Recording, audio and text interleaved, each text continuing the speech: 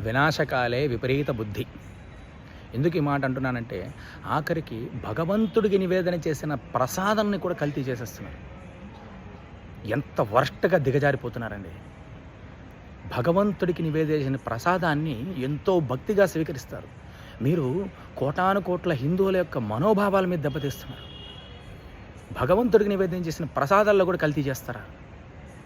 తాగే నీళ్లు కల్తీ, తినే ఆహారం కల్తీ. హోటల్స్లో ఎంత కల్తీ చేస్తున్నారని అంత కల్తీ ఆహారాన్ని. కుటుంబ సమేతంగా ఎవరైనా వెళ్ళి ధైర్యంగా ఏ హోటల్లో కూడా తినాలంటే భయపడుతున్నారు. అటువంటి సిచ్యువేషన్ తీసుకొచ్చేసారు. పండించే పంటలు కల్తీ, ప్రతిదీ కల్తీనా? భగవంతుడి దగ్గర చేసిన ప్రసాదాన్ని కూడా కల్తీనా? ఎక్కడున్నాయండి మోరల్ వాల్యూస్? భక్తి లేదా మీకు? భయం భక్తి లేదా? భగవంతుడు అంటే భక్తి భయం లేదా?